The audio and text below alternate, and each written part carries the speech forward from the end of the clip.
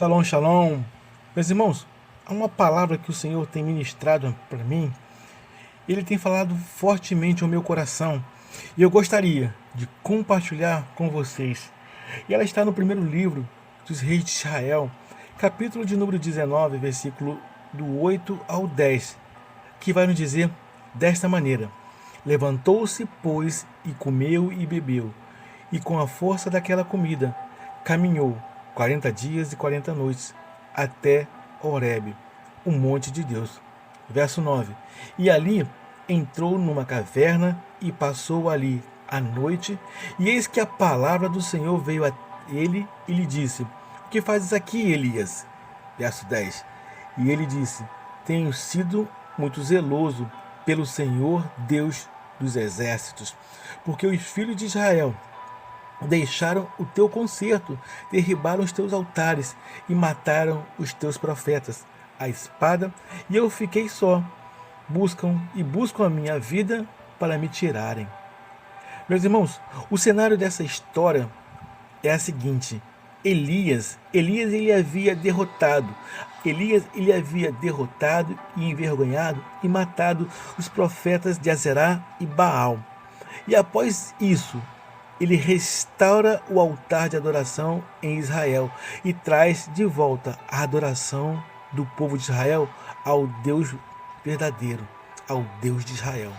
Mas essa notícia, meus irmãos, ela chega até a mulher de Acabe, Jezabel, rainha de Israel. O que acontece depois disso é o seguinte: Jezabel, meus amados, ela libera uma palavra. Jezabel, meus irmãos, ela dá uma sentença de morte ao profeta Elias. Meus amados, eu gostaria, se algum de nós pudesse e respondesse o que nós, na situação e na mesma condição de Elias, teríamos feito. Quem e qual de nós, após ter feito uma boa ação, qual de nós, meus irmãos, depois de termos produzido algo e algo de bom para a casa de Deus, para a casa do Deus de Israel, meus irmãos, o que você pensaria recebendo como um prêmio, recebendo como uma resposta, te enviasse nada mais, nada menos do que uma sentença de morte? Aleluia. Jezabel, meus amados, ela faz uma promessa, e essa promessa ela consegue agir de uma certa forma tão apavoradora, ela causa tanto pavor, ela causa tanto desastre na mente, na vida e no ministério, e infelizmente no coração do profeta. Aleluia. A nossa Bíblia, ela vai nos dizer, livro de Provérbios, capítulo 4, versículo 23, sobre tudo que se deve guardar. Guarda o teu coração, porque dele procedem as fontes da vida. Aleluia. E já com essa introdução, meus irmãos, já podemos nos fazer uma breve e simples pergunta: será que temos guardado o nosso coração? E a outra pergunta que fazemos é: que tipo de notícias temos dado atenção? Temos tanto guardado e ouvido? Aleluia. A que traz esperança, assim como a palavra de Deus, ou como aqueles canais de telejornais e internet que só anunciam mortes, que só anunciam desgraça, e onde opera em grandeza a impiedade e o pecado? Meus irmãos, é completamente diferente anunciar, propagar a impiedade e avisar que os dias maus virão. Jesus, meus irmãos, ele pregou que tudo isso viria nos finais dos tempos. Haveriam guerras, rumores de guerra, pai contra filhos, filhos contra pais. Mateus 24:12 vai nos dizer: e por se multiplicar a iniquidade, o amor de muitos esfriaria. Meus amados, tudo isso é necessário que aconteça. Aleluia. Mas Cristo venceu o mundo. E nós, meus irmãos, nós temos o pão da vida. o pão vivo que veio do céu. Nós temos o Cordeiro de Deus que tira o pecado do mundo. Aleluia. A nossa Bíblia vai nos ensinar: todo aquele que invocar o nome do Senhor será salvo. Louvado seja Deus. Meus irmãos, já está chegando o tempo de começarmos a invocar o nome do Senhor, para que nele alcancemos a salvação. Aleluia.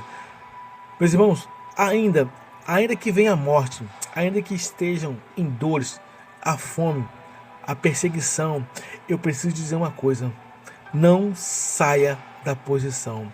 E a nossa posição, meus irmãos, é na casa de Cristo, é na casa de Deus. Aleluia. E essa notícia, meus irmãos, que chega a Elias, essa mensagem, ela vem, ela consegue agir no homem de Deus de uma forma tão forte, de uma forma tão poderosa, que consegue movê-lo, que consegue tirá-lo da posição e o faz esconder-se na caverna. Aleluia. É como se ele estivesse desistindo de todo o seu ministério. Aleluia. Meus irmãos, e o tema da nossa reflexão é: não saia da posição. Louvado seja Deus. Nessa nossa reflexão, dentre tantas riquezas e informações e uma grande quantidade de detalhes, meus amados, duas situações dentre várias, muito nos chama a atenção. E a primeira situação, o nosso primeiro aprendizado com o texto, e eu compartilho com vocês, é o seguinte: o texto da nossa reflexão, ele inicia desse jeito. Aleluia. Levantou-se, pois, e comeu e bebeu, e com a força daquela comida. Aleluia. O que podemos observar, meus irmãos, é que isso não é privilégio nem só meu, nem só seu, meus irmãos. E isso que está acontecendo pode acontecer com qualquer um de nós. Aleluia. O dia de querermos parar. Aleluia. O texto diz, meus irmãos, levantou-se, pois comeu e bebeu, caminhou 40 dias e 40 noites até Horebe, o monte de Deus. Paulo vai nos dizer: aquilo que eu quero fazer, eu não faço, e aquilo que eu não devo fazer, eu faço. Meus irmãos, há momentos em que recebemos a provisão vinda diretamente de Deus, e mesmo assim continuamos nos limitando na fé. Filipenses 4,19 vai nos dizer: o meu Deus, segundo a sua riqueza, suprirá todas as vossas necessidades em glórias por Cristo Jesus. Temos de parar de limitar, meus irmãos. Temos de parar de limitar o Deus que servimos, e principalmente ao Deus Todo-Poderoso que cremos. Aleluia. O texto nos diz que ele comeu e caminhou por 40 dias, meus irmãos. E o que aprendemos aqui é que o nosso Deus, Ele quer de nós justamente o interesse e crer, que venhamos a ter fé nele e recebermos o seu alimento. Deus, meus irmãos, Ele quer de nós que o busquemos, que nos alimentemos do alimento que Ele tem para todos nós, de dia e de noite. No versículo mais adiante, nós vamos ler assim, no verso 9: e ali entrou numa caverna e passou ali a noite, e eis que a palavra do Senhor veio a ele. Aleluia. Meus irmãos, ainda que sejam em cavernas, ainda que sejam em universos, onde quer que nós nos venhamos a nos querer esconder de Deus, o nosso Deus, Ele é onisciente, Ele sabe de todas as coisas. O nosso Deus, Ele é onipresente, Ele está em todos os lugares, Ele sabe o que está acontecendo em todos os lugares. Não tem como se esconder de Deus. Aleluia. Deus está falando contigo nesse momento: eis que estou aqui, eis que estou à porta e bato. Aleluia. Meus irmãos, aqui também podemos escolher outro aprendizado para a nossa vida. O dia mau vem, o dia mau, ele surge na vida de qualquer um de nós. Não importa, meus irmãos, se é pastor, se é político, se é advogado, ou mesmo um doutor ou médico, o dia mau, ele vem. e quer se alojar na vida de qualquer um que assim permitir.